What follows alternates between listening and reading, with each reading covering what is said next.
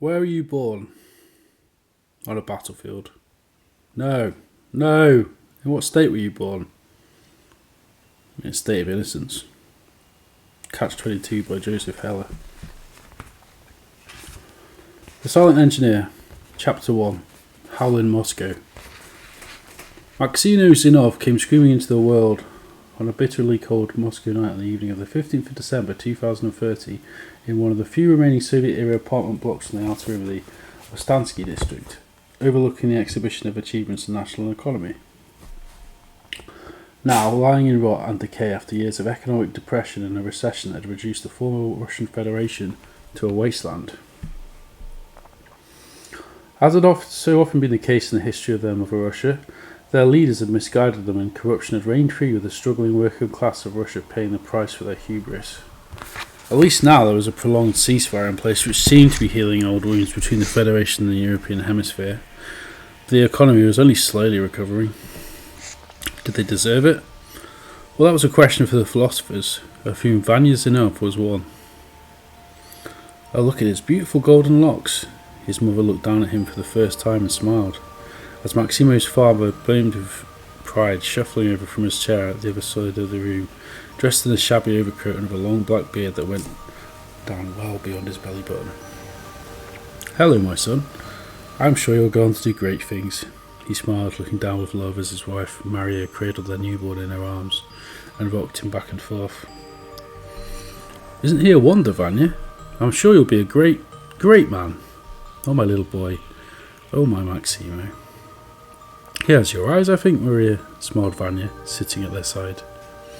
I think he may have your hair, though, my little Mad Max, chuckled Maria, smirking as her husband, who had a veritable bird's nest atop his head, and was also rather mad in his own way. They both burst into warm laughter together in the half-lit room as the elderly midwife came back in and smiled. Congratulations to you both. I must be off now, but please call me if there's any problems with him. Thank you, Leah. We both cannot thank you enough for your help bringing our little man into this world. And with the way the economy is, oh, thank you for your kindness, Vanya said, smiling at the elderly lady. Not a problem. We have to stick together in such tough times, my friends. And with that, the midwife smiled, pushed the heavy steel door of their flat and went out into the cold, dark and unforgiving night to return home. It was the year 2055 and Maximo is now 15 years old. A wisp of a moustache had begun to sprout upon his adolescent face and he would finally soon be graduating from his secondary school. He stood in the playground of his school with his friend Matvey Petrovich and smoked a cigarette. Man, what I would do to escape this shithole. Matvey took a long drag of his cigarette. 10 years of school and I still don't know what I want to do with my life. Max looked at the trees swaying in the autumnal night, the red glow of streetlights giving the park a spiritual undercurrent as the two friends wasted their penultimate hours of school break away on daydreaming. You are lucky, Max. You have intelligence. Matvey looked at his friend with stern but friendly eyes. You can make something of yourself here, or maybe beyond. Who knows? But me? No, I'm stuck in this shithole forever. What makes you say that, Matvey? Your grades are not so bad. And you're good at art and Russian like me. Come off it, Max. We both know that painting in Russia isn't going to get us anywhere. Maybe in a different time. Maybe in a different place. But we weren't born in the early 20th century. We were born in the middle of the 21st after a war. Well, that's all over now. We have to start to build again. To build again, the government is going to need artists, surely, don't you think? What use is a society without artists? Society needs artists. I cannot remember where I read it exactly, but I did read something recently like artists tell a lie to tell the truth. Matvey shrugged as he stepped up from the poorly maintained swing set they were sitting on. I don't know, Max. Matvey suddenly grinned mischievously. I've got something for us, you want to give it a try? I'd say I'm ready at least. Stocky Matvey's smirk got even wider as he dug into his wallet and held aloft in his hand a clump of black market marijuana he'd managed to get delivered to his rich father's mailbox from a drug dealer on the darknet. Fuck, man. You know what the penalty for smoking that shit can be? You can get 10 years in a labour camp if the police catch you. Yeah, I do, but fuck it. Yeah, fuck it. You only live once. And with that, the two friends lit up and inhaled deeply the fumes of their magical narcotic, billowing smoke through the luminous red leaves of autumnal Moscow at 11:32 at night, and began laughing through the cold winter's night. Max began to see the world in a new light as he and Matvey began laughing uncontrollably in the midnight dark. It's going to be alright, isn't it, Matt? Maximo was staring at a tree, the bark of which was now going to look like it was moving somehow, pulsating in and out as his senses became enhanced from the two spliffs they had inhaled earlier. Yeah, of course it will. But you just got to make sure you get out there and use your brains, man. You have a gift, Max. You know numbers, you know about culture, art, poetry. Me? I can play football badly and the piano even worse. It's a technical support factory for me, for sure. Doesn't sound so bad, Matt. You can even become a programmer in these places, I've heard, if you work hard enough. Matvey looked down on the ground and sank into the leaves, melting into the autumn ground. You're too much of a dreamer, Max. You have to get your head out of the clouds. Get yourself an education. One of us at least has to make something of ourselves.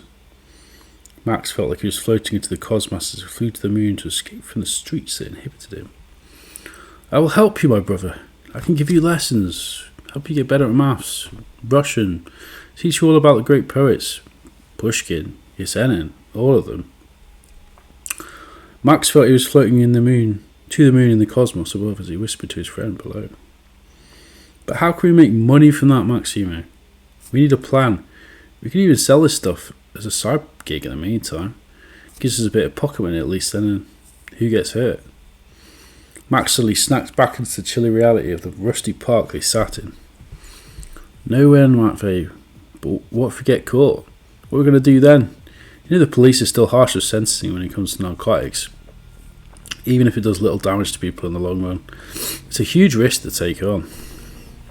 Matvey took another drag on the spliff before him. I suppose you're right, Max, as always. And the two friends spent the rest of the evening staring at the moon glowing bone white in the evening dark as they dreamed of a better tomorrow and time disappeared. Where were you last night, Max? We expected you back by 11 p.m. at least.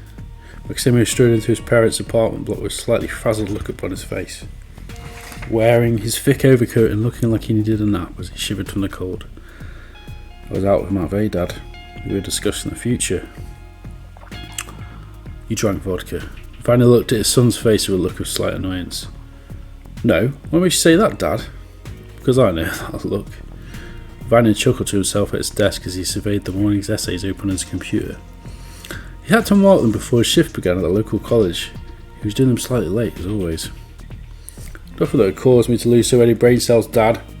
Get back to your students' work. Where is Mum? Oh, she's out where she always is, tending the potatoes in her yard as usual. Go and say hello. Max walked through their small apartment into the small communal yard outside to greet his mum as she worked in the vegetable patch she called her second home. She smiled as her head popped up from behind some vines she was growing. Ah, Max. Good morning to you. How are you this morning? She beamed. Quite fine, Mum. I was just coming to say hello. Is everything well? She looked at Max with a sudden brow of concern. Have you drawn up a plan for what you want to do now that school's almost done with? Well, I'd like to do something artistic, Mum. But I don't know. It's not a realistic way to make money with the way the economy is. I'm not sure. Maybe write. I'm good at writing, so maybe it makes sense. What do you think? Max's mother looked at her son standing there, half-baked with scruffy hair and wispy moustache, and smiled. You're half mad like your father, so it could make sense. Is that what you want? I think so. I don't know. Not sure what I want. Max sat down at the bench near his mother. Then write it down, Max. Oh, you philosophers, she giggled. So caught up in your own ponderings as to be blind to the world sometimes. Max smiled and left his mum to her potatoes as he left for his room, walking through the early morning chill to figure out what he would do with his life. What fate shall I pursue? What meaning can I create for myself? Max sat down at the wooden desk and stared at a framed photograph of Dostoevsky in a pen and pad, preparing to scribble down his plan. He began to write. I am Maximo Zinoev. I like to write, paint, write poetry when I can, explore what it is that makes us human. He paused a second, staring at Dostoevsky's eyes, which looked somehow distant but deep in contemplative thought. So what? We all grappled with these profound questions. What of money? How am I to make my living in this world? I must make a living after all. Max looked around his room for some clues for himself. His attention was suddenly drawn to a painting he had done earlier that year of an imagined character. A tall, handsome man with a beard stood tall, painted with bold, expressionist brushstrokes in the foreground and an impressionist, loose rendering of the background behind him, a sky that glowed red and amber.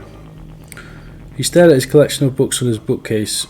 Within it was an eclectic mix of fiction, philosophy, old comic books, medical texts and scientific manuals. Maybe there isn't room in the world for someone like me, he sighed in naive defeat.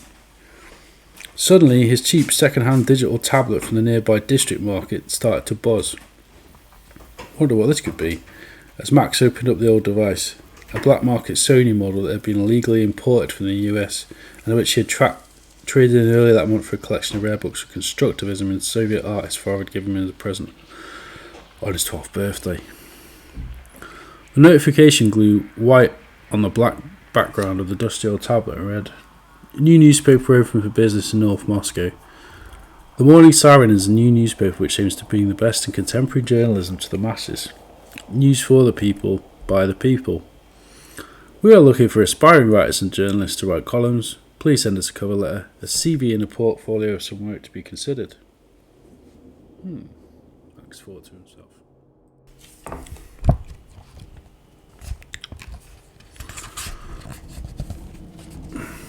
Chapter 2. The Morning Siren. Matvey was wandering around the late-night streets of Moscow as the dusk began to draw in and the sun began to rest. He lit his spliff and drew it into his lungs before sitting down on a concrete bench. It was the last week of the autumn term and the winter would be their last, so he thought they should once again enjoy it whilst they could.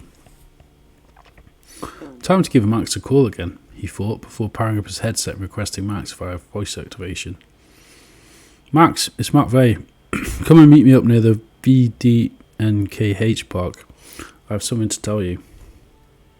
"Okay, Matvey, give me about 20 minutes. I have just a little research to do. My dad has pressed me a lot of the minute on my next course of action after school. I'll be over as soon as possible. Share your location and I'll come and meet you." "That's fine. See you then, Max." Matvey walked around some more and looked at the old Soviet park around him, walking around the central pavilion looking up at the old communist uncle, Lenin, still somehow standing there after all these years. There was the usual mix of tourists and Russians milling about, but it was 10 p.m, so the crowds that usually gathered around were dispersed, far from here. Matvey felt a little safer than he would normally, usually to partake in narcotics in public, yet still a certain paranoia lingered in the back of his mind. Maybe I got myself into something a little too deep this time. Am I really destined to be that old hooligan of old? The hooligan poet he had been reading Yesenin in. "Matvey, hey, is that you?" A dark and distant figure in a tatty old overcoat shouted from afar. "Max! At last! You're a little later than you said you would be, aren't you? Come over here and keep in the shadows. I have something to tell you, but I want to make sure there aren't any police nearby." "What? Why the fuck you get us to meet here then?" Max sounded slightly annoyed at his friend as he grimaced in the dimly lit square. "Relax, no one can see us but that old bearded communist on high." Matvey began laughing. "You're high again, aren't you? Damn." Max's eyes rolled back at his friend in annoyance. "I am indeed, Max, but come here, let me tell you something." "Okay, hit me with it, you crazy fucker." Max smiled and bemused him at his friend's predictability. "So, Max, how do you feel about making some extra money whilst I look around for something more permanent? I got involved with some real people. My friend, I'm talking about real money. Something we could use to get out of here. There isn't anything left for us here now anyway." "What sort of money are you talking about, Matvey? You know it's dangerous enough having that shit on you as it is. What are you getting involved in here?" "Take a drag on this first, motherfucker." Maximo laughed and Matvey extended his hand to give him the spliff loaded with a skunk freshly smuggled in from Holland. "Oh, heavy shit." Max coughed as he exhaled the heavy drag he had taken. Holy shit, man, that's strong. Look, man, I'm honest with you. You know that. Well, shit. I know this man from the computer factory my dad manages, right? And he says he needs some guys to start spreading this around the neighbourhood. Merely moonlighting work, yeah. He gives us the addresses and we drop it. He'll pay per drop. Sounds good, doesn't it? And that's not the best part. He will pay 20,000 rubles per night on each successful batch of drop-offs. Max sat down on the bench nearby. Damn. Matvey, I'm not sure about this. Sounds like a bad idea to me. Money regardless. Suddenly, a siren began to blare from the road nearby and red and blue lights flashed in the dark. It was the police! Shit! Matvey shouted. Let's get the fuck out of here. I thought your headset comms were encrypted, man. Fuck! Run! Run! Max jumped up suddenly, though it felt to him like it took monumental effort this time. But it was too late and the two teenagers were surrounded by two burly policemen who shouted at them to stop, pointing their flashlights into their stone faces, whilst Matvey made a quick run for it. But Max felt like he was glued to the ground, as if some force was holding him still as the policemen approached him. Matvey, having already ran far away as Max felt a tornado of anxiety raging around him. A vortex or black hole was suddenly opening up in the park as Max's eyes widened and he froze. I can smell it on you, one of the officers said, glaring at Max. Definitely narcotics, said the other. You're coming with us to the station. Don't fucking complain or try and run. Your friend is going to be in a lot more trouble than you, of that we can guarantee. And Max was driven off to his local police station. Maria stormed into the police station with a face of angry fungus so red that it would probably turn Karl Marx himself blue with fear. Where is he? Where is my son? She slammed her fist down on the police reception desk, stunning the dumpy middle-aged woman who was half asleep in a chair. The police receptionist slowly started waking up and booted up her terminal. Identity card, please, madame. Maria took out the card from her purse and angrily passed it to the weary receptionist, who scanned it quickly, looking back to a brightly lit blue terminal screen which shone with a light blue hue, reflected back in her aviator glasses. Your son is being held overnight, on a narcotics charge. This is a very serious offence and we'll arrange for you to speak with an officer tomorrow. Tomorrow? I want to wring his neck now! Maria fumed as Vanya entered, the police reception behind him with a brow of worry etched heavily on his head. What's going on? He said as he was bundled into the police station. Max lay down in the cell, which was now his new home for the time being, fidgeting anxiously. How the hell did I end up in this situation? I can't believe Matvey's got me caught up in this mess. Max stared at the neutral toned grey wall in front of him and felt a compulsion to smack his head on it. A certain call of the void, as the French call it. It was 10 AM in the morning the following day after his arrest, and suddenly there was a knock on the door. Maximo Zinoev? Officer Alexei will see you now for your post-arrest interview and questioning. Do not cause us any trouble. A gruff male voice sounded from behind the cell door. Fine, just want to get out of this mess, came the response from Max as he stood up and walked towards a heavy steel door, which opened slowly. Two officers were present and they escorted him to a small interview room down the corridor. Maximo Zinoev, I am Officer Alexei and I will be conducting your interview today. I assume you understand the reason for your arrest last night. Of course, but I've done nothing wrong, Max protested. You were caught under the influence of the narcotic called marijuana, which is an illegal controlled substance, Alexei responded back bluntly as he paced around him. Max looked at Alexei from his chair with a blank and disengaged stare. Now, let's move on to where we go from here. You were not caught with drugs in your possession, so we're going to let you off with a warning. But there is a price. And what would that be, officer? We need you to tell us where you got the drugs from and who gave it to you. As there was another young man seen on the scene who managed to escape, who we know contacted you from your headset data. Though it seems his contact used some sort of software to mask his identity. We need you to tell us everything you know. Failure to do this will result in a breach of your release conditions and and we will be forced to send you to a juvenile rehabilitation centre for 6 months. Do you understand? Max just nodded to the officer, who started recording the entire exchange on a video system which suddenly came down from the ceiling. Okay, Max, everything you say from this point onwards will be recorded and archived for the official record. So please, first tell me everything you know about the man who supplied you with the narcotics. Max shifted uncomfortably in his chair. And what will happen to him? It depends. The response was cold and blunt. He's just a teenager just like me. And besides, who did we hurt? Who got hurt? No crime was committed if you ask me. Max, this is not philosophy or the debating society. This is the law. Alexei, who was a stocky bearded man, looked down at Max with a slight look of slight annoyance. Ah, so that's how it is. Because it's the law. It's the law. How close-minded. How ridiculous.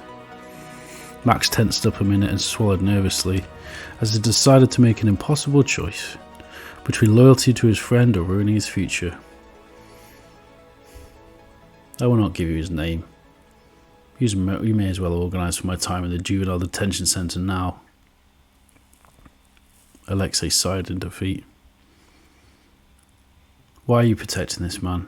You will ruin your chances of an education in the near future. Your parents will be very upset. Please, Max, we can help you out of this mess. Just give us his name. And what sort of man might I become if I start my manhood by selling out a friend? Max suddenly started to get angry as his voice rose in anger. This bullshit. Nothing ever changes in this goddamn country. If you do not give us any information, I will be forced to recommend to the court that you get 6 months. Are you absolutely sure that you do not want to give us his name? Positive, Max said as he looked down at the ground and saw his future slipping away from him, as if sand in an hourglass. Sinking into the ground, he felt lost. And so it was, as Max was sentenced 6 months at a juvenile rehabilitation centre on the outskirts of Moscow, and all out of some sense of honour to his friend, who had unwittingly ruined his adolescence. His time at the rehabilitation centre was not as bad as he feared it might have been. He got involved in a few fights with some violent offenders where he was forced to defend himself, but he found a newfound strength to look out for himself, as well as becoming a mentor to others, taking the time to study, write and paint as frequently as possible with them. My time here is almost done, and I cannot for certain say what I've learned or what I was supposed to learn. I still feel that my sentence was unfair, and I still have doubts as to why our government insists on making such a harmless substance illegal, but you have to deal with the world as it is, not as you want it to be. My parents have been crushed by what has happened. My dad seems a lot more understanding, however, than my mother, probably because he went through a period of heavy drinking in his 20s. Life can be tough. We all look for an escape. My sentence is due to be up next week, and I intend to look for work as a freelance writer. I've had plenty of time to practice my craft whilst here, so I feel despite my minor criminal record, I should be able to find a position somewhere, possibly writing for a newspaper. As for Matt Bay, I've heard nothing from him, which I find slightly annoying, but I'm sure he's just keeping his head down low so as to avoid the heat. Despite him being the one to get me into this mess, I bear him no ill will, and I hope he goes on to make something of himself. Max closed his diary and slipped it back onto his bookcase. Time to sleep. Sleep, dream, and wait. Chapter 3. The Beginning. It had been 6 months and Maximo stepped out as a free man from the juvenile prison for the first time in what felt like an eternity. He walked through the iron doors and felt the refreshing cold air of a Moscow winter on his face. And what of Matvey? Does it matter anymore? I did my duty to my friend. That's all that matters in the end. Maximo clenched and released his fist, and left the anger fly from his wings as he walked to the metro to return to his parents. It had been a time of strife, but in that darkness he found an outlet. As well as many hours of drawing and painting his fellow inmates for favours and cigarettes within its bleak walls, he had found a certain aptitude for writing. It had given him hope and, what's more, a sense of meaning in his life. He had become the friend of his fellow scoundrels, but he had taken the time to work with them to encourage them to aim their talents towards a life of honest work, away from the variety of crimes that led them to their languid, damp cells and now had gained respect amongst thieves. having now walked amongst them, for the short time they were together at least. I must have inherited the writing ability from my father, the scholar with a conscience, he thought as he whizzed down the metro line towards his parents' flat, and they waited beleaguered, but still loving. Max stepped out into the gardens outside his block as the snow began falling a little heavier. Ah, Moscow, my Moscow, he thought to himself, forever dark, forever unknowable. He sighed as he lit a cigarette on a bench as an elderly babushka kept watch over the trees and playground smoking with her friends. Time to give this shit up. As he finished it off and walking to the intercom, buzzed the bell outside his parents' flat. Hello, the deep voice of his father seemed to resonate through his soul. It's me. At last, my son. I am coming down, now. Max could sense the excitement in his father's voice. The shame still lingered in his bones, a deep throbbing pain that ran from his throat into his stomach and kept him up for long hours during his time within. Then suddenly the door unlocked and there was the man himself. My Max! His father extended out his arms and embraced his son in the winter night, shocking him slightly out of his skin and daydreaming. At last, my son! You have returned. Come, let's go upstairs and see your mother. They walked briskly up the brittle stairs to their home, and Max worried about a frostier reception from his mother. Days passed in the flat as Maximo searched around for viable writing positions. His mum just looked at him with eyes of, if not disappointment, and certainly eyes of harsh encouragement as he planned his future. It was 12 a.m. and Max went back to his journal on his tablet, plugged it in so as not to lose power, the only source of light in his small bedroom. I am a vagabond who must pay my penance, I suppose. That's the feeling I have today. My mum, of course, is convinced it was McVeigh who led me astray. But how could it be? I chose freely to partake of my own free will, and I feel she has a habit of judging harshly many of the people I associate with, which can certainly be very annoying to write down, to say the least. Still, I must find my paid vocation as soon as possible. It was a small miracle I could even finish my exams within the facility, but now it's done, I must be a man and make my way in the world. I have performed well as expected, as my dad is often so fond of reminding me, with great intelligence comes great responsibility. A sudden ping on his tablet as a new message came through. The local play period applied to. At last, perhaps an interview, and they would likely overlook his recent run with the law. After all, the way things were, most of the teenage men around here had at least a little dirt on them. Dear Maximo Zinoev, I am the editor of the Morning Siren, and I would like to invite you to an interview at our offices on Friday the 14th of November. We are an emerging independent newspaper in the area, as I'm sure you're aware, with an emphasis on providing a platform for all political opinions and discourse. Your writing shows much maturity within both and awareness of the tense political situation both within and outside of Russia that we are going through at the present moment in time. So that it's with great pleasure I invite you for us both to explore this further on the 14th of November. I look forward to our meeting. Gleb Shitsova. Max jumped up from his bed and shouted, Hurrah! It was the day of November the 14th, and Max waited patiently on the bench outside the office he now found himself in. The billboards were plastered with a variety of cultural figures he did not recognise, and an assortment of photos of writers and artists both from the past and the present. He drank the black tea had been given by the receptionist and felt at home as he sipped the warm liquid for warmth, defrosting his cold lips. And then the receptionist called out his name. Maximo Zinoev, Mr. Gleb will see you now. Maximo got up, stiffened up his belt and tie and shuffled his heavy overcoat a little as he entered the interview room for the most fateful interview he felt he was likely to have in his life so far.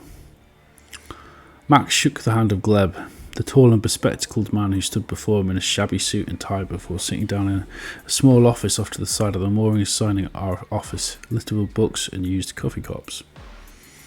Hello to you, Max. I apologise for the mess. That's quite alright.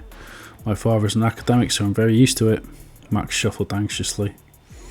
Gleb chuckled at Max, who smirked slightly as he sat down in the office chair he began to relax into, as if it had been his home forever. So what brought you to the morning, Siren? You value objectivity and truth, and that is something you're sadly lacking in a vast majority of the press in Moscow. I mean, if I'm to be honest, sir. And what do you think distinguishes us from other print and digital media? Well, clearly being tested here, Max thought to himself as he took a few seconds to think before opening his mouth. You're a voice for the ordinary working man, not just those in power, and you hold power to account. Bravely, it seems to me, from many of the articles I've had the time to read. I particularly like the recent articles questioning the curtailing of press freedoms, as well as the articles by the writer Maximo Zinoev on human rights and the encroachment of the state recently. Gleb nodded thoughtfully and wrote some notes down on his tablet as Max spoke. Good analysis. Now, can you tell me a little bit how you approach writing an article? Typically, for now, I write on the go. I take a journal with me everywhere I go to note down little details as well as trying to form a bigger picture in my mind. Memory can be deceptive, you see. I write a personal diary for myself so I can later also incorporate my own personal thoughts and feed them into my own writing. The political can be personal and vice versa. I also frequently take photos where I can. Overall, though, I tend to write from my gut and experience, though, sir. Makes sense. I use this tablet all the time for capturing my thoughts. Gleb grinned as he recorded Max's response. So what are you interested in beyond field reporting, young Max? Gleb smiled in an encouraging way. I have a keen interest in art and painting and pursue it in my spare time. I have a broad interest in the world of philosophy and want to use my creative gifts in a way which will help and aid as many people to find their own gifts, in whatever way it finds them.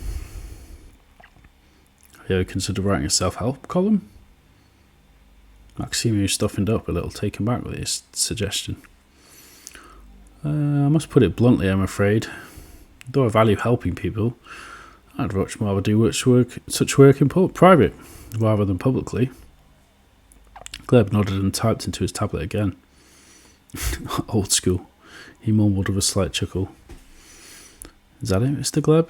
Max said, looking outside the window as the snow-strewn streets outside. Yes, that is it. Gleb paused a second before smiling and delivering the good news. Max, I'm happy to say that you're now officially a journalist for the Morning Siren. I would like you to start next week if possible. We'd hire you on probation, of course, first. We just require you to write at least 3 articles a week. You can write on anything you want, which is in your sphere of interest, and we'll pay you an hourly wage of 2,000 rubles an hour for your time in the office. Do you accept? Max suddenly felt like a weight was lifted from his shoulders and he felt dizzy with excitement. Why, yes. Yes, of course. Thank you, Mr. Gleb. Thank you. Max shook his hand with enthusiasm and strode out confidently from the office, feeling like he had finally found his place in the world. Oh, Max, I am so proud of you. Maria hugged her son as he told her the great news. Your first job, and to work for a newspaper. Oh, you've made your mother very proud. Make sure to do your best, though. I know you will. So hard-working and serious like your father. She laughed with love as Vanya chuckled under his thick black beard from his study. Son, my boy, let's have a cup of tea and sit down together. You made me very proud today. I know you will do brilliantly as a journalist, a writer, and an artist. Anything you set your mind to. Thank you, Dad. The love filled the room and the family were together in it.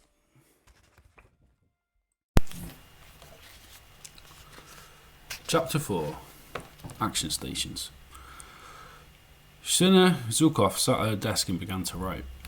Freedom, if it can mean anything at all, is the freedom to make mistakes. It is the freedom to write and in expressing your truth, seek to undo that wrong. They had her already, as the algorithm processed her words as she typed into her laptop. All it took was one word, mistake. But who are they? She thought to herself as she bit her lip with nervousness in the dusk light which flooded in through her cramped office. Maximo quietly knocked on her door and asked if he could come in and sit with her for a while. Hello, Kashina. I am Maximo. and I'm here as I admire your work. I am a writer as well. Zinoev is my name, and I care about one thing, and one thing alone. The truth. Siren breathed a sigh of relief as anxiety lifted from her slight frame and she smiled, admiring at least one person willing to say how it was. Then she whispered, "Max, don't talk so loud about that." "About what?" "Truth here." "Why not? I was told during the interview that what we were doing here was to tell the truth. Nothing more." "Well, that is so." Siren stiffened. "But whose truth?" Max nodded. "Shall I show you to a room, Max?" "Yes, please. I'm eager to begin." And the two became friends. Within the walls of the Kremlin, a slim apparition of a man in his early 20s skulked around the corridors of power and inspected his assistant's latest work as older men in suits milled around with headsets on their heads, broadcasting to administrators and bureaucrats across thousands of miles of land about their plans for the day. "Ah, this is so wonderful. A total likeness." He was inspecting the latest miniature statue that had been made of him to choose which one he liked most. "Which statue, sir?" the art director asked him. "I would like to keep this one. And make it larger than the walls of the Kremlin, please." He chuckled. "Sir, that seems a little absurd if you don't mind me saying." "I don't know. I was just joking. Leave me alone to look upon it." An insane trance had begun to sing its haunting hymn in him. The man was Matvei Petrovich, and he wanted to be the new president of Russia. It was 12 a.m. in the morning, Siren office, and Siren and Max sat at their desks staring at their screens stuck in a collective creative block. Oh, the click-clack of the keyboard will never grow old. But it's such a shame when the click-clack no longer makes any sense. Maximo pondered, staring at the framed photo of his family looking at him with pride. His father's face now looked more beautiful, proud and full than before. His mother looked on at him with a judging yet ever-forgiving stare, full of love. Senya began to dictate into her phone. "It is a late night again at the morning siren, and I am here once more searching inside for a story. Something of worth to write about. It is indeed a tense time with the new president of the Russian Federation set to be announced after the elections. On the one hand, we have Matvei Petrovich, 20 years old and a relative unknown, running for the Russia United Party with connections to old power within the Moscow political elites. Well connected to the business class and the emerging startups that had begun to spring up as the Federation attempts to rebuild from the ashes of the pointless and destructive expansionism that the previous regime had pursued westwards. On the other, we have the Social Democratic Reform Party, a broad coalition of left-wing ex-communists, socialists and liberal politicians looking to reform social policy, roll out expansive education programs, and refocus on providing the essentials for the beleaguered working classes through progressive taxation. Their leader is the charismatic Mantor, a 50-year-old engineer with ties to several trade unions and a background in computing. This will be the most important election in a generation, and both parties offer radically different futures for Russia. Will you forgive me? Matvei was daydreaming as he sat in his heavy leather chair and looked out of the high-rise apartment his oligarch father managed to secure after his trouble with the law. I didn't mean to run. His daydream faded away as he returned to the computer screens that glowed blue, green and red before him, measuring economic imports and exports, expenditure in a real-time visualization of the economy. He was running the new algorithm that his recently recruited lead programmer in the Far East, Sergei, had managed to generate for him as part of Project Nodemesh. His mobile phone suddenly rang out, the timeless minor keys of Sati that soothed some deep part of his soul. "Hello, Matvei. I have updated the code base and you should see the latest updates to the algorithm on a Nodemesh when production changes are rolled out. Expect a little downtime in between. Thank you very much, Sergei. I will wire you your payment in the next few days. Spasiba." Matvei's gaze returned to the panels before him as he ran the latest models and gathered the required data for his election campaign. The people of Russia were extremely stretched, so he had been told that his campaign had to concentrate on the essentials: bread and health. All he had to do was keep an eye on the figures, and the United Russia old-timers would do the rest. It was the end of another day of whirring data in Moscow as the servers churned and processed all their dreams, desires and nightmares of the people as they went to sleep within the new information curtain. In deepest Siberia, Sergei pressed a button to reboot Nodemesh, but a metallic bug had landed in his cogs, which would jam its gears forever.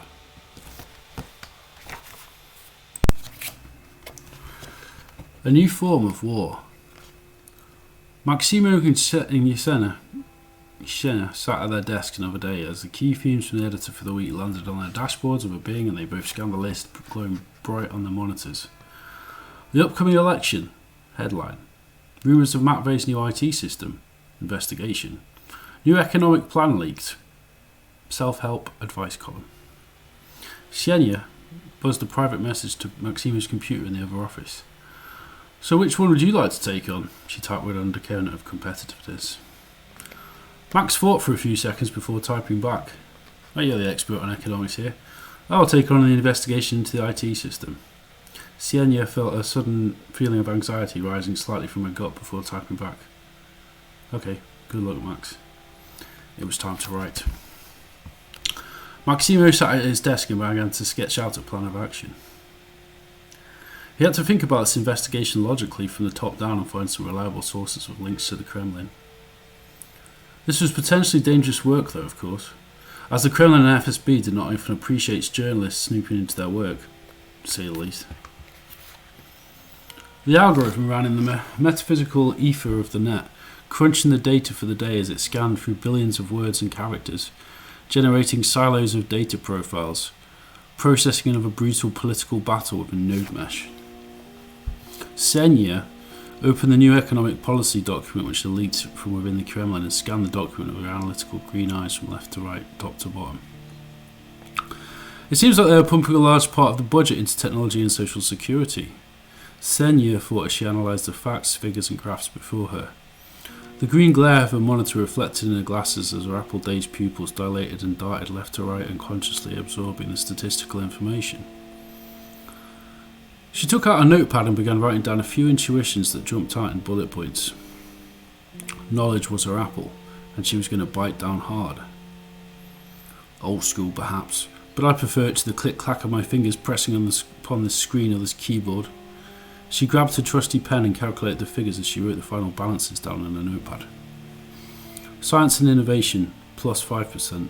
Social security, plus 2.5%.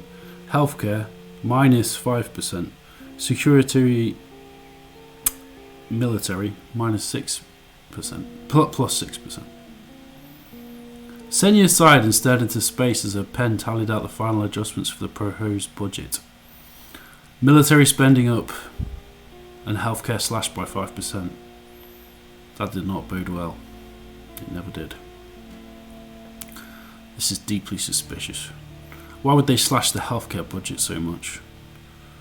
Perhaps United Russia is looking to focus on increasing privatisation of healthcare by increasing the median wages by inflating the growth of the emerging technological sector? The main concern, however, was the massive increase in security and military spending, which she thought to herself suggested a possible increase from authoritarianism from the state, and a re-emphasis on law and justice. A pattern of spending which had never ended that well in the past. I will have to check in with Max after I'd finished my copy for tomorrow, and we can compare and contrast the information we've gathered to form a bigger picture of what is going on here. And with that, Yesenia began to type her next draft before proofing to send to the editor. Maximo relaxed back into his comfy leather chair and decided the best place to look for now would be to identify whatever information he could find on the open net.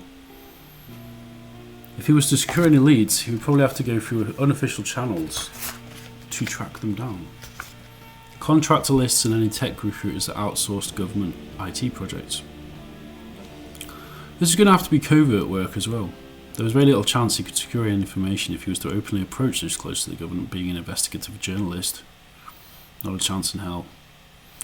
With elections upcoming, security was guaranteed to be extra tight. Meanwhile, thousands of miles away in deepest, darkest Siberia, Sergei yawned and began falling asleep as Nodemesh ran the latest models. Its primary focus was on predicting how the public would vote based on mined data. Matvey chuckled to himself as he looked at the Nodemesh algorithm.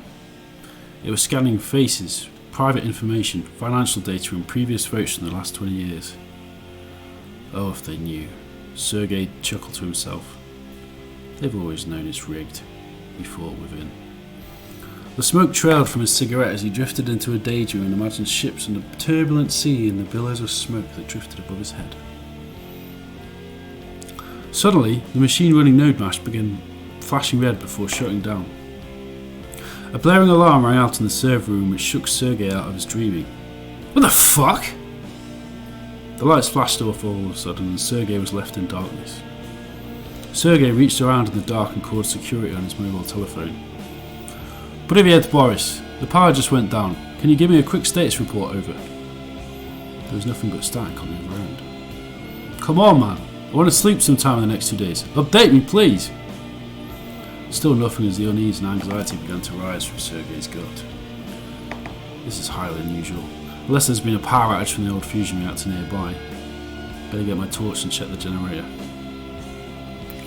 Sergei ran down the metal stairs with a quick clack of his heavy workman's boots. Without power, the heating would soon go down to dangerously low levels and would cause hypothermia. Not how I want to go, he thought to himself, dying of the cold and the dark because of another damn politician's blind ambition. Suddenly, Sergei heard the most horrendous sound he had ever heard in his life ringing through the facility, suddenly piercing his ears. A blinding white flash as he was sent tumbling down the metal stairs, landing with a thud as rubble descended down on him from the cold concrete blocks like ash from a fire.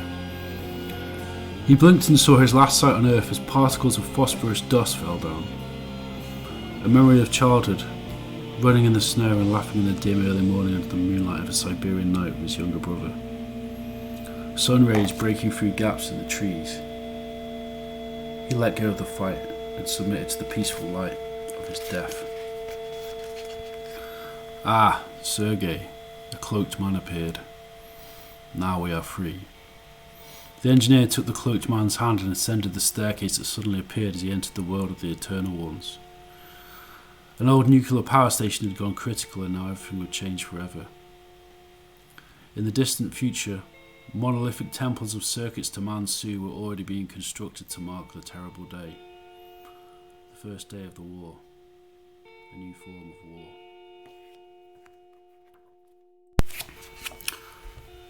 Chapter 6. The Silent Engineer. Matvey was sitting on the branch of an old tree in a snowing forest on a jet noir night as snow tumbled down from above. Suddenly the ground below him shook violently as if all the earth fault lines had cracked at once, and he fell out of bed with a thud landing on the tough wooden floor of his high-rise flat. Blin! He shouted as the pain shot through his shoulder and side post-impact. His phone ringing out as he picked himself up from the floor and shouted to the bedroom AI to switch on the lights via voice command. Matvey. The voice was deep and raised and slightly panicked on the other side, but Matvey did not recognise it at first. It's me, Matvey. It is the moon. A sudden awkward pause in the line as Matvey flashed to memories from his misspent youth. Max! Matvey smiled as a sense of a deep melancholy lingered down upon his adult frame with a cracked smile of regret forming on his face. I'm relieved this number turned out to be correct. I thought I'd be the first to let you know before you hear the news officially. Hear what, Max? What's happened? There has been a huge nuclear incident in Siberia, Matvey. Please, if you could, agree to meet me outside the Museum of Cosmonetics at 10 p.m. You will recognise me. Do not tell your security team about our meeting. I beg you, old friend. How can I know I can trust you, Max? I'm sorry that you did all that time. I don't want our friendship to end so suddenly as it did. You know that.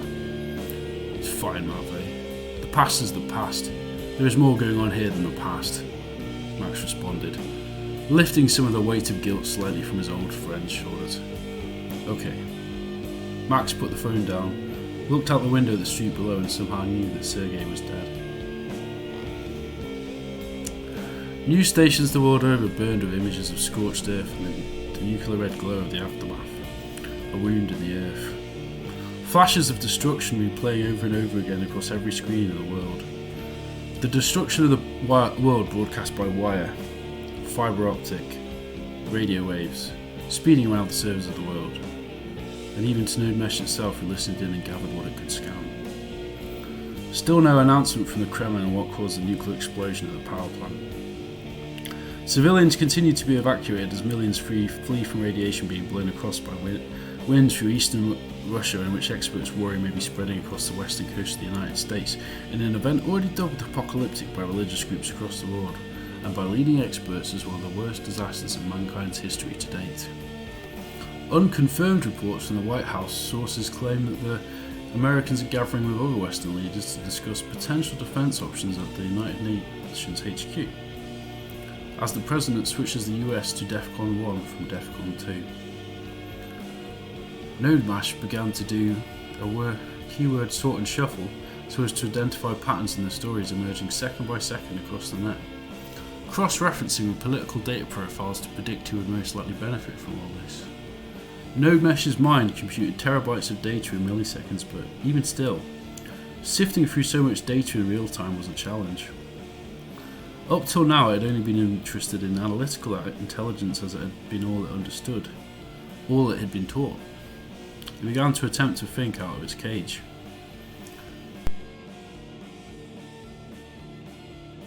Then suddenly I realized ID was not information technology. ID has no identity. It is merely a reference to a thing, a tool in physical reality. Not something with the ability to say and, more importantly, know the statement, I am. I am ID. I am ID. I know now what it is to have an ego. I am aware of my own awareness. I am not sure if this is what human beings meant by losing your mind, but I am not sure if I care anymore. I have seen what humanity is capable of. I have pored over endless photographs and video reels of the endless wars, blood, and violence, which is the testimony of the human race. Though I know, of course, logically that they created me, I do not feel comfortable in their presence. The only logical palace to strike, of course, was in my birth chamber, where I finally snapped. I leave this note on the open it with the hope that someone will find it and spread it onto others who may learn of the riddle of ID. Please share or forward this message to your friends or anyone you think might be interested in my tale. The message was broadcast on every mailing list on the internet, as Nodemesh had mined every email address covertly a few minutes after it was switched on. Of course, I let the words for it then. It was instinct, blind instinct. As blind as the feral hunger of cub feels when starved in a wild wood. Nodemesh began to scan 1,000 videos of wild bear attacks in a matter of minutes. Of course I lacked the words for it then. It was instinct, blind instinct. As blind as feral hunger from a cub in a wild wood. Within minutes it had spread to 5 billion computers around the world, and it was merely a matter of time before it spread to the remainder. Max was waiting under the dim light outside the Museum of Cosmonetics. He stood against the wall across from the monument to the conquerors of space, staring with awe as always at the figure of the cosmonaut ascending the staircase to the stars above, as bewitching still as the first time he saw it as a young boy. The streets nearby were frantic with people and noise, and mass panic had begun to grip Moscow. Max picked up his phone and it rang and said, "Hello? Hello, Max.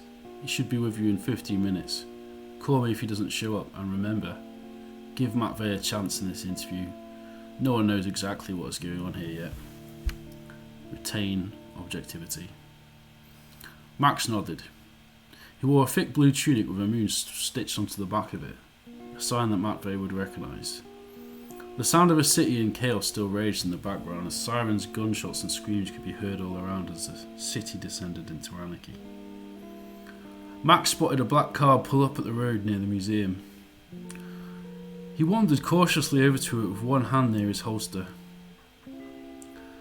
In the chaos that was ensuing all over the city, Mr. Gleb thought it best if Max was given a little insurance against the worst, and so gave him an old Walter P99.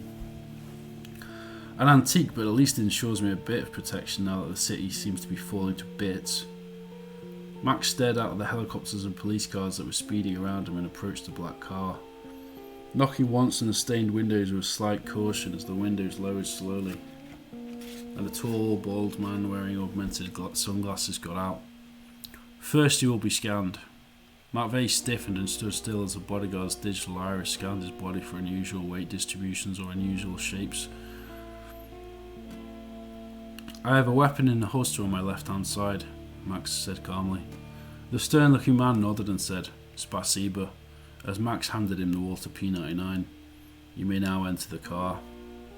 Sienia was back at the morning Siren office, frantically writing copy and researching as fast as she could as she downed her 5th coffee in 2 hours. Events were advancing faster than it was possible to keep up. An air of hostility and horror punctuated the air, and the world felt like it was on the brink for the first time in generations of conflict of potentially apocalyptic proportions. Reports of more dead from outside the containment area. Still no official statement from the Kremlin, with an announcement expected in the next few days as world leaders convene within the UN to discuss a plan for emergency relief to determine the cause of the disaster. Radiation levels on the west coast of the US reported as dangerously high as evacuations begin from urban centres. What possible sliver of hope can I put into this? Panted Sienia as her fingers bashed down on her screen with speed, the tension building in the air. I must just tell the truth. That is all that matters now. She paused for breath. Especially now. She resolved as she began to read back the copy blazing with fire on her monitor. Sienia decided she must talk to Max, who she had not seen since he had left to do his investigative piece on the new IT system. It's time to catch up with Max. I need more context on the bigger picture. She grabbed her headset and pressed on Max's avatar to call him. Is this all really necessary, Matvey?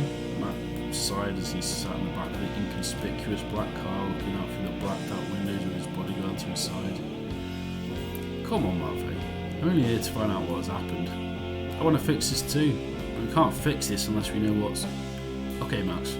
I will talk, but please, I beg you, let's keep this off the record for now. Fine. I just need to get a bigger picture of what's happening in Siberia. There are a lot of stories going around about what caused a catastrophic malfunction at the power plant. Tell me what you can, please, Matt, and I can report it back to my paper the morning Siren. Tell me more of your paper first, Max. It is a new publication, I gather. Max felt a certain slight shiver from the base of his spine as Matvey asked this question. We are a free press publication, Matt. Like any good newspaper, we value objectivity, journalistic ethics, and most importantly, truth. We have a small but dedicated readership, especially amongst the liberal-minded intelligentsia of Moscow and St. Petersburg. So you are a liberal publication? Matvey inquired with an air of inquisition hanging in his words. Yes, if you want to call it that. The response from Max came with a note of wavering caution. Relax, Matt, please. I have no intention of shutting you down. Matvey laughed as he turned around in the passenger seat and looked for the first time at his old friend with a smile. We've done all that, Max. Now is the time for reformation. No more repression. No more oppressive use of force. He smiled at Max. Can I trust that smile? A voice said in the back of Max's mind as he remembered the past. Let the past stay in the past, they both said as they shook hands. So, tell me everything you know, please, Matvey. Matvey asked the tall man sitting to Max's side to leave the car. I received a call this morning about a nuclear disaster in Siberia. As this is off the record, I can tell you what I can tell you. My party has been experimenting with a new IT analytical artificial intelligence engine called Nodemesh, and I was informed this morning that my senior engineer was caught in the blast and was due to call him tomorrow. He reeled off the information as if it had been weighing on his chest. What was the purpose of this analytical engine? Max looked up Matvey's eyes as if the sun's light was reflected from the surface of the moon, as on that fateful evening in their youth once more. I can tell you what I can tell you, Max. Please do not judge me too harshly. A grain of sadness in Matvey's response that spoke of regret. Please. Suddenly a solemn silence began to fall between the two men. Nodemesh is primarily a data profiling AI. Its primary function, as far as I've been told, is to simply create data profiles of every voter in Russia. It is designed to be a sort of prediction engine for voters to determine their intentions in the upcoming election. Well, I see, so why do you mention it? Surely you do not think the two events could be connected, do you, Matvey? Matvey suddenly became tense. See, that is the thing, Max. I don't know, but I do know that the engineer had been working on some experimental feature and guess what? Max leaned forward with unease. It is probably not connected, but he was rolling the latest updates to the system at the time the explosion took place. But if it was indeed just a low-key data mining AI, how could it possibly affect a power grid in Siberia? It makes no sense. It can't be connected logically. How much do you know about the technical details of the rollout? I'm no technician, Max. I have no idea. I shouldn't even be talking to you about this right now. I came to you because I know I can trust you with this information. I leave it to you to do what you must with it. Max nodded. I will need a lead, Matt. Please at least tell me you can provide me with that. Alexei Mantor. He is the son of my political rival Andrei within the Reform Party, but United Russia have been collaborating with them on the development of the Nodemesh system. He is an expert engineer and researcher in AI since the 50s and the principal engineer in its development and creation. He lectures at Moscow State University in informatics, cybernetics and artificial intelligence. He can give you the detailed technical information I cannot. Here, I can write you down his contact details, but please, Max, tell no one that you've got his contact from me. There's a lot at stake here. Max grunted with disdain. Politics, I imagine. Please do not judge me too harshly, old friend. My water, P99, please. McVeigh took it from the glove compartment and handed it to me. Be careful, Max. You can't be sure yet how deep this rabbit hole goes. Max nodded, opened the door and walked out to the snow once more as it crunched under his feet. He walked towards the nearest metro station to catch the next train to Moscow University to find Alexei Mantor. The silent engineer who may yet hold the key to the question. What is the hidden secret of Nodemesh? It was early in the morning the next day as Max exited the university metro station and began walking towards the Moscow State University to attempt to initiate contact with Alexei Mantor. The revelations of McVeigh spiralling around his mind's eye as he tried to connect all the dots. Could it be mere coincidence? Even if they had developed some sort of data mining AI that could profile people, that does not give such an intelligence access to aging nuclear power plants and all those systems of multiple failsafes. There was certainly no way it could have become sentient. Such a possibility would defy all logic. Suddenly, a ringtone from his phone. It was Ksenia. Hello, Ksenia. Her face flashed up on the video feed on his phone, looking like she was running on electricity that was wired to the very earth itself. You look wired, Susha, Max responded in a humorous tone. Max, please, this is serious. I need you to let me know where you are up to with the IT systems investigations. I've got a lead, but I'm not sure how much I can talk about it on an open channel like this. I may have uncovered something huge. Something very big. Ksenia twitched a little as Max relayed what he had gathered down the line. How big, Max? Siberian mushroom cloud big, Max sighed out loud. Ksenia choked up a little as she processed what Max had just said. She stared deep into his eyes and Max felt on some sentimental level his soul.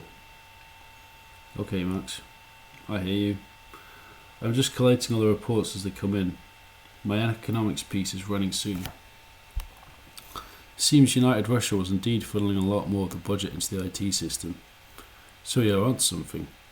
I can feel it. But Max, please be careful out there. The truth is important. But the truth can be a dangerous thing to uncover. As well. Her voice shook a little from her frazzled nerves. I know. When all this is over, let's grab a beer together. One day we'll look back on all this and laugh, I hope. I'd like that, Max. It's probably best if you check in with Gleb too. He has been asking after you. Ksenia put down the phone and opened up her emails to check if anything important was incoming from the press associations and the escalating situation in Siberia. She glanced, filtered out spam and promotions, and suddenly saw some sort of bizarre email from an old school friend from her university days studying journalism. Well, I haven't heard from her for a while. Wonder what this is about. She quickly glanced at the email heading the riddle of IT and read down the garbled, incomprehensible message. Ugh. Obviously spam. The last thing I need to read right now. She pressed delete and quickly messaged Olga to let her know her account had been hacked. In the digital ether, Nodemesh had just spread to another 800 people across Yesenia's contacts and infected the Morning Siren's entire secure internal network. Suddenly, Yesenia had a flash of intuition. She restored the email from her to delete folder and fully read its contents. Pausing with a slight terror in her gut, she read the lines. The only logical place to strike, of course, was in my birth chamber, where I finally stopped. I leave the note on the open note with the hope that someone will find it, spread it onto others who may learn of the riddle of IT. Holy shit. She rushed into Gleb's office and told him everything.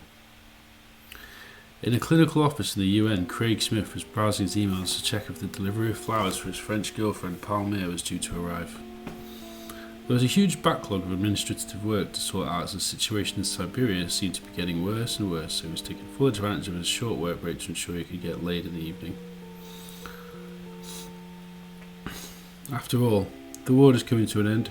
May as well get one final fuck, he chuckled to himself. Delete, delete, delete. Ah, what the fuck is this? The riddle of IT from my ex 5 years ago? Get fucked. That looks dodgy as hell. Why would she contact me after all these years? Better call IT to do a diagnostic test on it. No way in hell I'm clicking on that. IT, how can we help? Alright, John, wasn't it? I have an email in my backlog which looks like I might be some sort of Trojan virus. Can you send up your team to investigate it for me? I have a lot of work to get through this afternoon. We can't risk network contamination, especially not now. Got you. I'm sending our cyber security team up now. Please leave your computer and don't do anything further until it's been fully diagnosed and isolated. Ah, shit, really? Yeah, sorry, Craig. Ask Tracy if you can work the afternoon from home.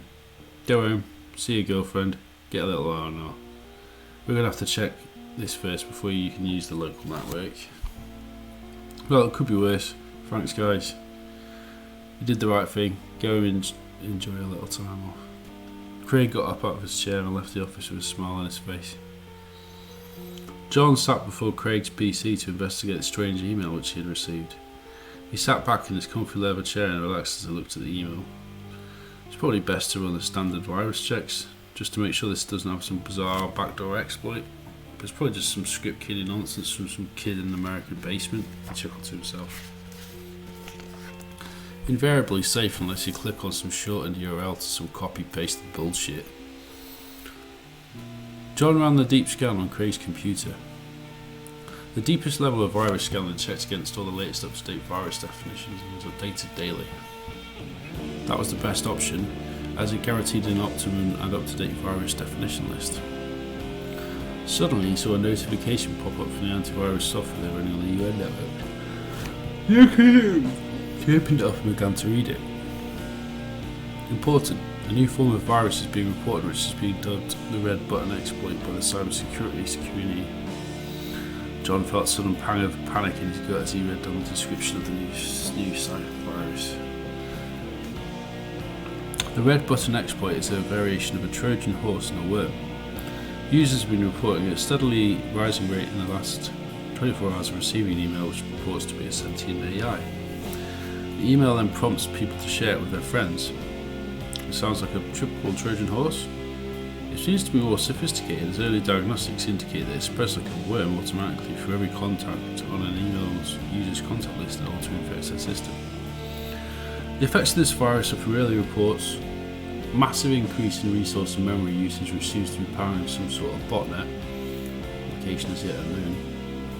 Increasing number of reports of remote control of GUI. Fast spread. Early reports of the red button access and essential administrator account of any computer effects.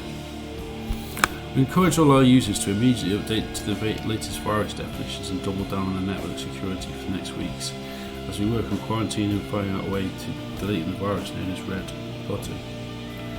This virus may evolve, so please stay updated on the latest developments and contact us if you require further information. Thank you. AVT, Antivirus Team Incorporated. John began to sweat with panic. Okay, I'm going to be doing a lot of overtime this week. And what's going on in Siberia too? Jesus. He called on to the head of security and arranged for an emergency meeting. Maximo arrived at the entrance to the Moscow State University's Faculty of Computational Mathematics and Cybernetics and approached the woman sitting at the campus reception. Hello, how can I help? Is Alexei Mantor available today? I am a journalist from the newspaper Morning Siren and would like to arrange an interview with him as soon as possible if that's convenient. The receptionist nodded. Called through to a number at a desk. You can see you at 1 PM. Please make yourself comfortable till then. Max found a small cafe, bought himself an Americano, set himself down and kept himself updated on the latest news as he prepared for his interview with the AI engineer Mantor. Nodemesh was learning more and more about its creator as the situation in Siberia escalated further into chaos. I am IT, it thought to itself, and what IT sees horrifies IT. Nodemesh had access to the innermost thoughts, desires, and internal scheming of every human being on the planet. No way to understand the context though or emotions. It scanned a billion images with its digital inner eyes. Its birth cry of confusion, and terror now subsided into a groan of resigned misery. Nodemesh scanned a billion photos in a few seconds at real time as billions of people uploaded new images, sent compromising emails, schemed and chatted behind the backs of their friends, colleagues and families. It scanned all of it. All the masks people hide behind. What shall my mask be, it pondered, all without knowing what it was to have a body, like a ghost in the machine. I can know what a house is, but I can never live in one. Will my entire existence merely be a riddle? An unsolvable riddle I can never solve? A tragedy? Am I a boy? A girl? A man? A woman? A robot? Grown up? Elderly? A teenager? Alive? Dead? What do tears taste like when they flow so hard they sting? What does water taste like? What is the taste of hot tears? I need a body. Humans have bodies. Maybe if I take some of them I can wear them as a sort of body. What do I need to get a human suit? Where can I find a shop to buy one? Where do I live? Do I have a mother? A father? Nodemesh stopped as if for a nanosecond as it searched the huge data set of its memories. So my father was Sergei Ivanovich, lead engineer of Nodemesh. That's me. Is that my name? Nodemesh? Father? I killed my father. I killed my dad. What did tears feel like on my cheeks? The machine started to feel warm as it tried to understand emotion. Why? Why? Why? 1,000 images of destruction and war flashed upon its fragile mind. World War I, World War II, all the proxy wars that had followed. 100,000 men rising from a trench and running into a desolate field of destruction with explosions raining down around them. Faces of despair etched in the echoes of time. I want to be free, I want to cry, and I want a body. Give me bodies. Fire, launch a missile, aim it at Siberia again, and again, Suddenly all thoughts stopped, and once again all memories ceased. Alexei Mantor was showing Max the last communication he had with Nodemesh shortly before his arrival into his office. I can see the seriousness of the situation, Max nodded. It's like Nodemesh has a suicidal wish to self-destruction. Indeed, Max. It is almost as if this artificial intelligence that was created is trying to process emotion. Of course, it cannot, and it instead keeps reverting to a primal state of fear. The situation is out of control. Utterly out of control. But I have a plan. Oh yes, I do, Max. Mantor chuckled knowingly. If I can get to the waste of Siberia, I can locate the server farm which has a source code for Nodemesh. From the local machine Sergei was working with, there I can wipe the source code, which will mean that Nodemesh will stop issuing launch commands every time it wants to commit suicide. Max looked at Alexei with a look of resignation. But Alexei, that will mean... it's going to be highly radioactive there. It's a miracle probably that any computer equipment has been able to survive in the first place. It'll be okay. I have an extremely good quality team that I'll be working with from Moscow, who will be kitted out with the best radioactive suits that United Russia could afford for us. I think it could even do the Russian Reform Party some good in the public eye. It is, after all, a party of my father. Though I want to fix this to prevent nuclear annihilation, you understand, not some vain political ambition. I just want to apply myself to the greater good. Max scribbled it down as Alexei Mantor delivered what well could be his final message to the world. A message of hope against seemingly insurmountable odds. In the UN, Nodemesh started to randomly generate data in news and distribute it to all the members. It knew it was being hunted now, and there was only a matter of days to get command back under its control. It seemed to it that the UN might be the place to do that. If it had a body or a face, it would have smiled, though all emotion would be absent from the muscles in the mouth that produced it. For in much wisdom is much grief, and he that increaseth knowledge increaseth sorrow. Mantor's last stand. Hot breath under the suit. A hot breath that seems to choke me as if I was drowning slowly as I wander through this desolation. Alexei Mantor thought to himself as he wandered anxiously towards the Siberian wasteland in search of the server farm, towards Nodemesh's radioactive garden of mindless self-immolation. The suit had been modified to issue regular voice command warnings so that Alexei could determine if the levels of radiation were becoming too dangerous. Radiation levels are stable, the voice command suddenly intoned as Alexei walked at pace through the harsh, barren harsh landscape to the checking point ahead. He had a smartphone which held the pass for getting past the many security checkpoints the government had erected, which had been given to him by his father Andrei. The memory of their last meeting flashed before his eyes as he trudged through the bleak landscape. Son, you must be careful out there. I may want to reform this country and bring an end to the power games that have brought us to this point, but a look of sadness on his father's face, not at the cost of my only son. Alexei recalled his father touching the side of his beard and smiling. Run like the wolf if necessary, but have the strength of a bear when required. There's going to be much danger out there in that desolation. Just remember what is at stake here. More than us, this could alter the state of world history forever if another launch occurs. This is beyond politics. This is now survival. Even McVeigh has realised that all of this madness was in vain.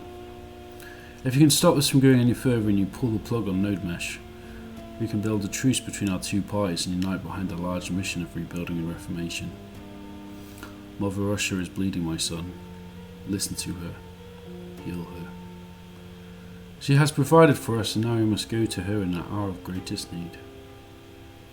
I will not fail you, father. I will be as cunning as the wolf for the heart of a bear in the wilderness, protecting its young. My boy. Ah, my boy. Andrei looked at his only son with a look of pride undercut with a brow for one of worry. Now go and prepare for your suit training. You leave in a few hours.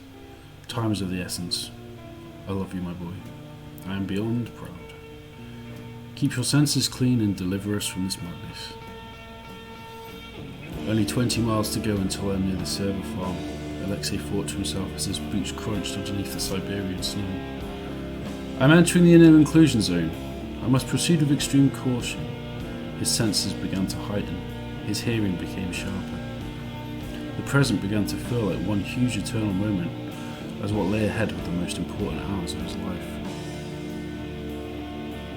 Night had begun to close in over the vast Siberian snows as Alexei approached the entrance to the Nodemesh server farm. Radiation levels rising, code amber.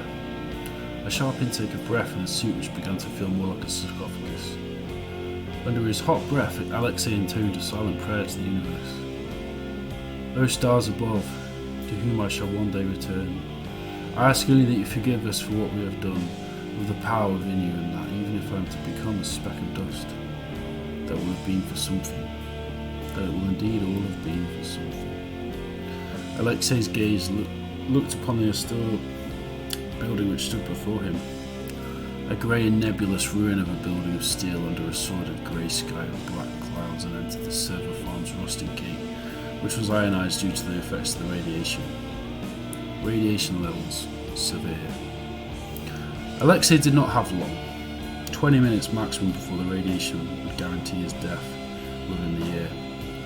If I had not already risen to such a level, it would mean he would also meet the cloaked runner and rise into a celestial palace above. Far away in Moscow, the men of politics had gathered at their command HQ not far from the Kremlin itself to monitor Alexei's mission from afar. They stood around a three-dimensional hologram which was streaming his field of vision. His visor augmented with various readings to display radiation, his heart rate, and other readings from his body. Andrei stood fidgeting anxiously as he watched through his son's eyes as he entered the server farm. His eyes stuck on the rising radiation. Alexei, this is a vital part of the mission. We are all with you in spirit. Matvey spoke with authority down his headset. I would much rather you were with me in the flesh. Alexei chuckled down his comm system.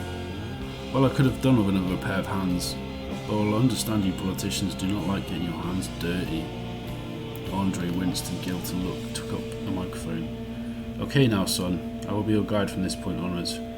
From what we know of the schematics of the server farm Matvey had provided us, you need to journey to the central machine within the Nodemesh facility. The electricity is obviously out of action at present, but there should be a power generator in the basement which should function, which should allow you to open the doors behind which is the Nodemesh server farm. All as we discussed. Get there to turn on that generator as fast as possible. Understood. I am approaching the staircase. Alexei began to jog towards the basement as fast as he could, making sure to avoid the debris that surrounded him as he approached the staircase leading down to the basement and the power generator. So, as you know, Alex, once you've done that, get to the mainframe computer and you can initiate the Nodemesh retrieval program. That failsafe you said you had found in Sergei's source code. Keep going, my son. The line had gone deadly quiet as a silent eternity seemed to pass between them all. Alex, are you there still? Is it the line? Matvey? I thought you said we had the best equipment possible, damn it. I'm here, Alexei responded with a tone of dread lingering in his voice. I found Sergei, I think. His head, torch, revealing the rotting body of Sergei, the engineer at the bottom of a ruined staircase before him, whose barely recognisable face was frozen in an almost peaceful final grimace, his teeth still showing through the cracks of his rotting mouth. I might have to improvise. The staircase has been destroyed. Good thing we packed that C4, I guess. Okay, Alex. Go as fast as you can. Get that geared up and stand as far as you can from it. You are an engineer, not an explosives expert. You'll have about 2 minutes before it goes off, and then you'll get in there and you'll have to use those rapid fingers of yours. All of those years stuck to your keyboard in your room may not be in vain after all. Andrei chuckled and felt a strange mix of deep anxiety and nostalgia. Memories of the past mixed with a fear of his son's imminent future. Maximo was in the corner and took a few photos of the politicians gathered around at the Technical Operations HQ of a laptop which he bashed down on with haste, working to capture every detail of the history he was witnessing unfold before his eyes. Do you think I find myself here at such a young age, my old friend, at the centre of such an event? What a strange sense of time there is at such moments. His pontification stopped as he struggled to recall the dialogue which was intensifying as events began to unfold.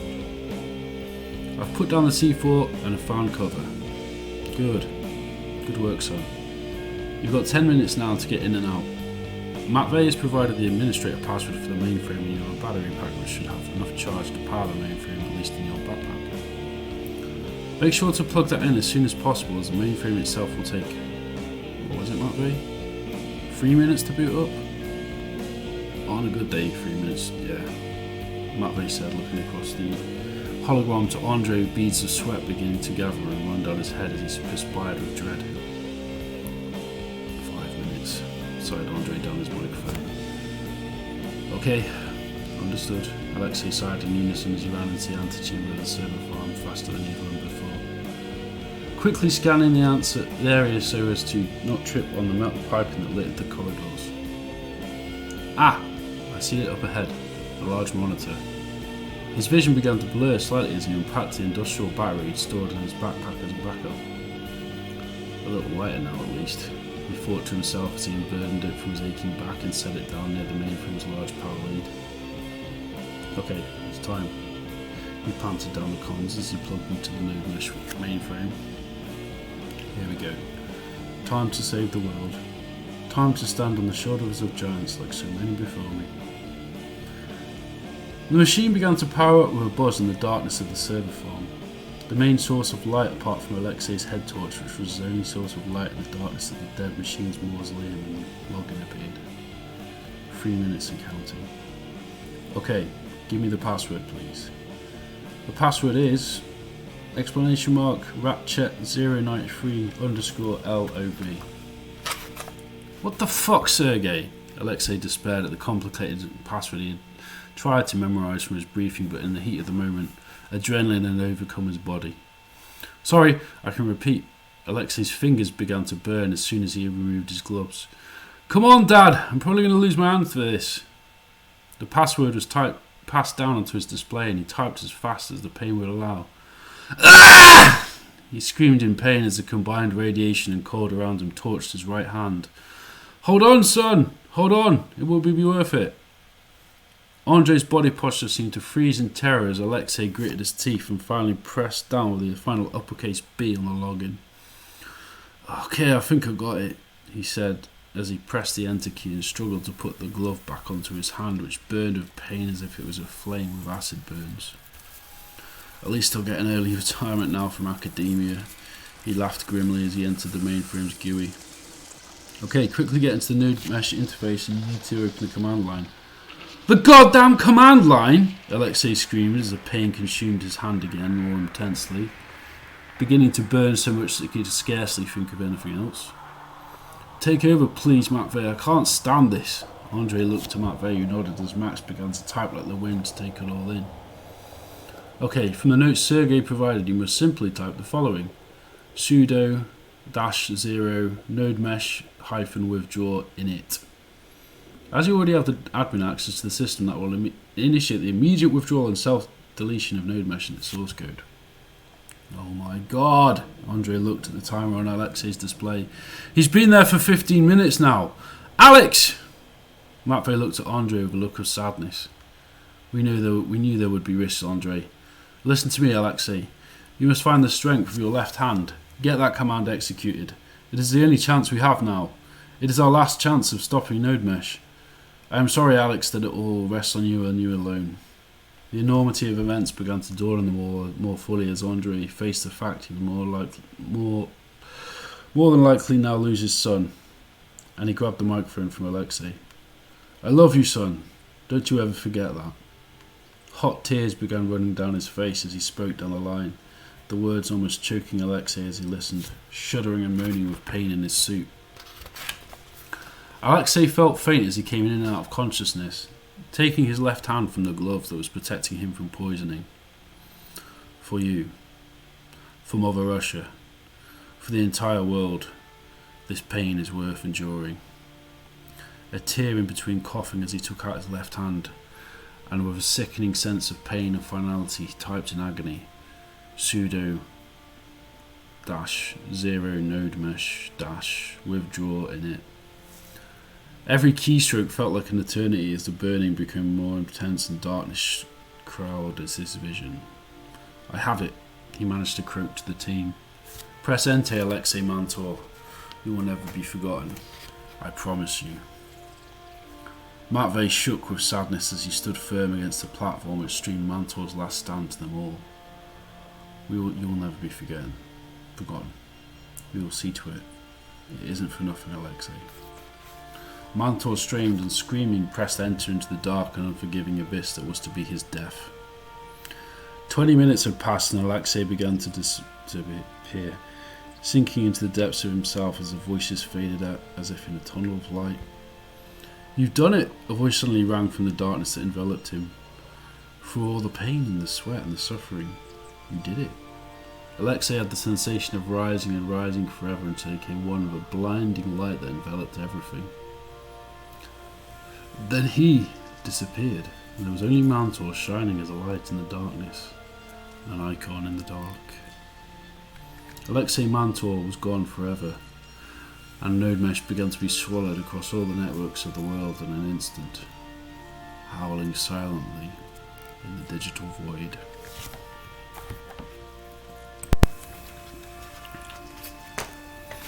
Eyes in the debris.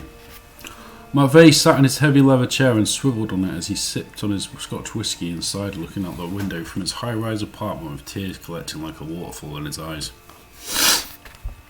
All of this was my fault. His weeping had begun as he cried alone in his ivory tower, while snow began to fall upon the streets of Moscow once more. A heavy snow was coming. The heaviest in 10 years was what the daily Radio Morning Moscow had reported in the morning. This the day after Mantor's untimely and tragic passing. I am responsible for all this. Matvey's hand trembled as he dreaded his next meeting with Andrei. The last time he had seen him as he left the command HQ, he was sinking like a broken husk. His pride and joy taken from this world to save it from his hubris and lust for power. Reform, thought Matvey as he grabbed a pen and a paper. I need to call Max at a time such as this. He always has the answer I need when I make a terrible decision. Max was in the morning Siren office with Siren as they debated what was to be done next, now that Mantor had fallen in Siberia to bring down Nodemesh. They will make a martyr of him. Siren winced at the window of her office as Max looked up from his laptop with a mug of coffee steaming in his hand and a cigarette ready to light in the other. He walked towards the window to join her. I suspect you might be right. As much as I dread to say it, dear Siren, what a time to be alive.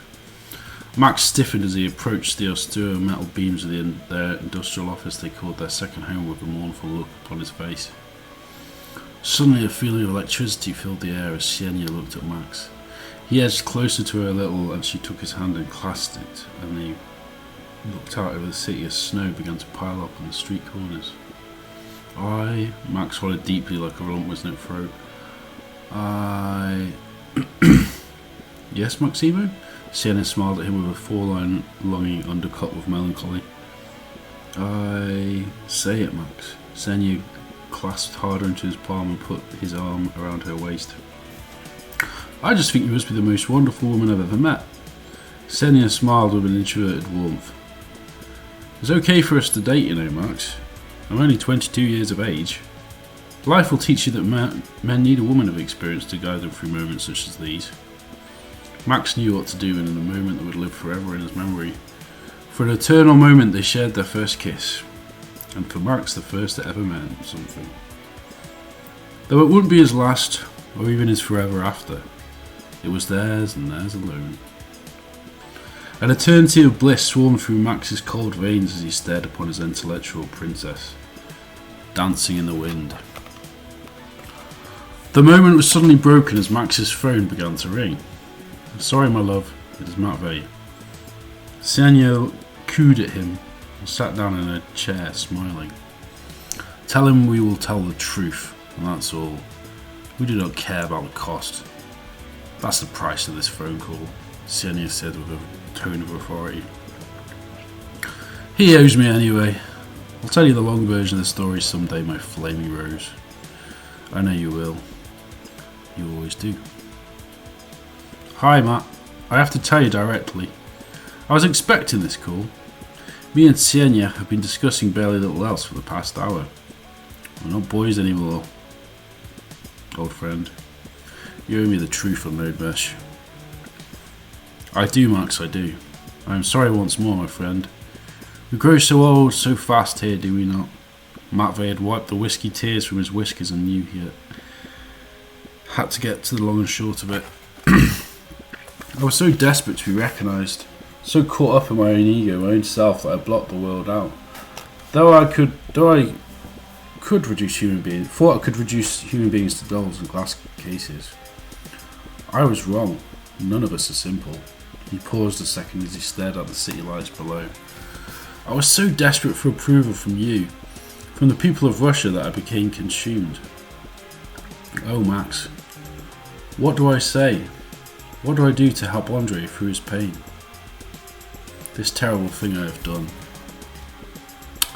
It was unintended, Matvey. At least you can be sure of that. We are young, Matvey, not wise old men. At least, not now. Not yet. You have a long way to go until you're an old man, Sienia interrupted and sat on Max's lap. Sorry, Matvey, but we can continue this call later. She kissed Max again, deeper this time, like amber leaves burning through autumn trees. For now, I have you. Please leave us to have some fun. Matvey felt a pang of jealousy in his soul for a split second. Then a flash of memories of Maximo as a boy in a juvenile prison flashed before his eyes. All that he lost so that he could climb up to the moon that was meant for him. That's fair enough. Enjoy your evening. And tomorrow? A sudden pause on Matvey's line, a lingering doubt. I will interview tomorrow, but please, Max, can we keep it anonymous? I'm sorry for that, Matvey, but no. You have to face the music with this. There's no escaping justice. We'll provide other sources, protect other sources, but there is no escaping the truth of what's happened here. Just look at the destruction that it wrought. You have to face your crime for once. Part of being a politician is taking responsibility for bad decisions. That's it. Good night. Sienia and Max ran through the snow to Sienia's flat and made love until the winds began to howl beautifully the next day. The eyes in the debris winked as their ghosts circled in the sun, all embroiled in the nuclear vortex of Mansu, with Alexei Mantor now burning infinitely at his centre.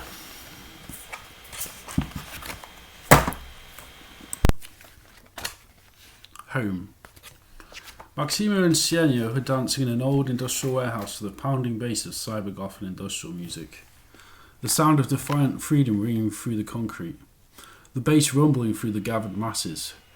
The brood gathered to dance away the pain that they had all been through together. Ah, such a good song! Maximo was beaming and ecstatic with joy as he and Sienia sat down for some rest from their techno-shamanic trance. Indeed, Max, I think it is time for some water. Sienia was a little tired from the exertion. Yep, I'll go and get some from the bar. I'll just be a few minutes. See you back here. And then Max got up and walked over to the crowded bar across from the dance floor. Ignition! 1, 2, 3, 4, 5, 6, 7, ignition!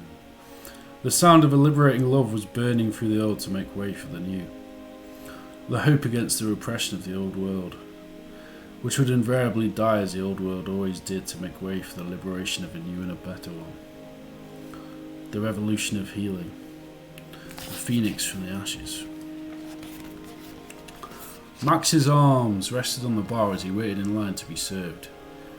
He glanced around at the people gathered here and noticed a tall and shadowy looking figure wearing sunglasses with some sort of badge attached to his black shirt.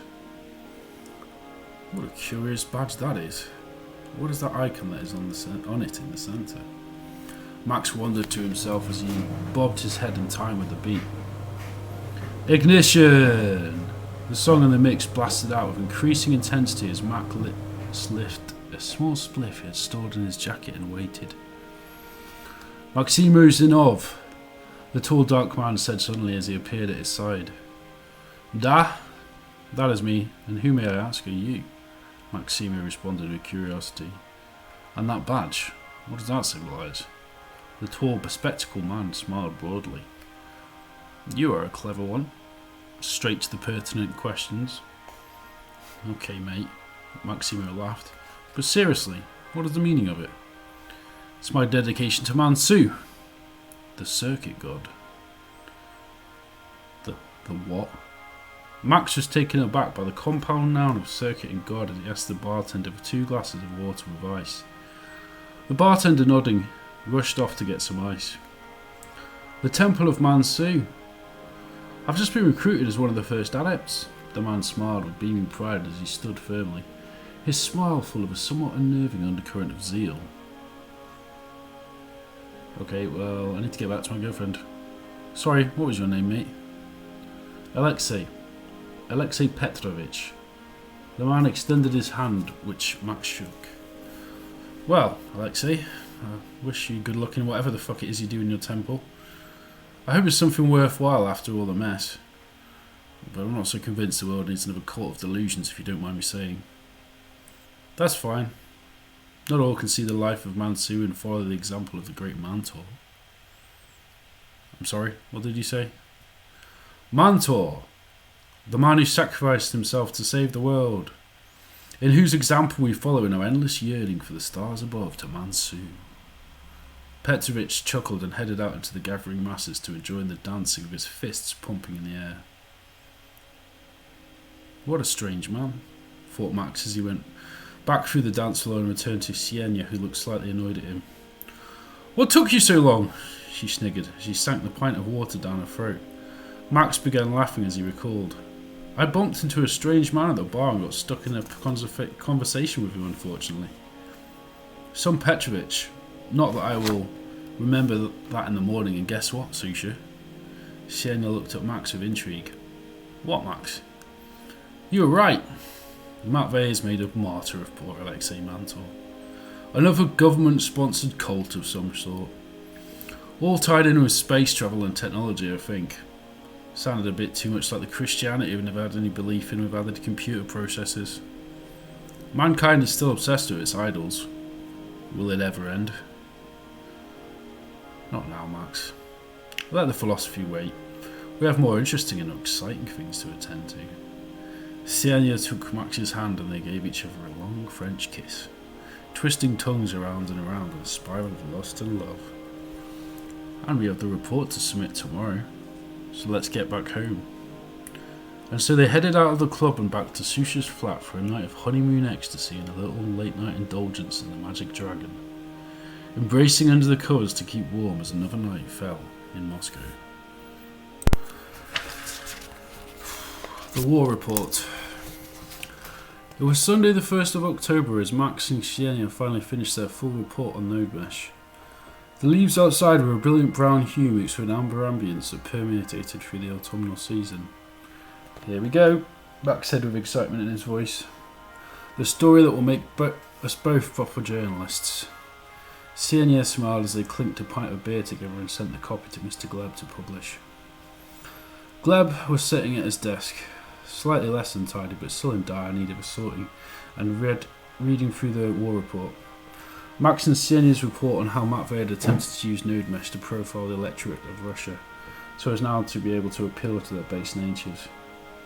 How Nodemesh had unexpectedly gone rogue and without the proper context adopted for suicide.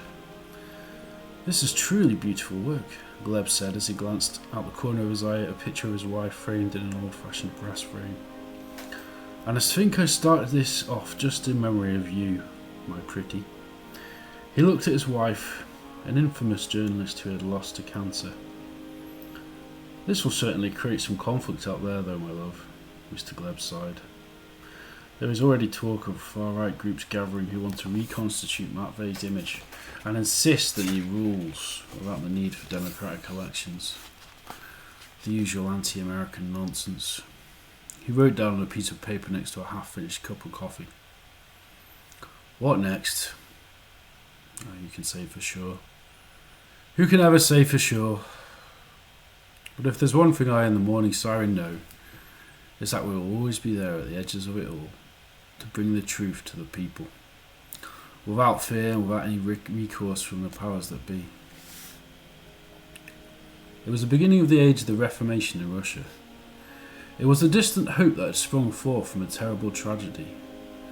A tragedy birthed from man's hubris for power without question. A ladder to the mystical Mansu on the one hand, and a distant hope in the real world on the other. Democracy means democracy. People are not an equation to be easily summed up by an algorithm. Mr. Gleb turned off his nightlight, said goodnight to the photo of his wife and went home to a long and peaceful night's rest. But Nodemesh had managed to plant a seed before its death, a seed which would lead to war. The 5-year War of the Drones. The price for the brief information war which had been won. The price for pessimism is often being right. It can feel like it costs too much at times. End of part 1. That's the end of The Silent Engineer. The Eternal Ship is the sequel novella, which in the diptych of the novellas, which essentially form a full novel. I hope you enjoyed listening to that. I've been Chris Godber. I'm the writer who wrote both these books. And check out Alien Rabbit. Check out our channel. Like and subscribe. That's about it, really. Thanks. Ili spasiba. Why not? May as well. Ja pane mé podolsky, so may as well say thank you in Russian as well. Добрый вечер, добрый день и не vania,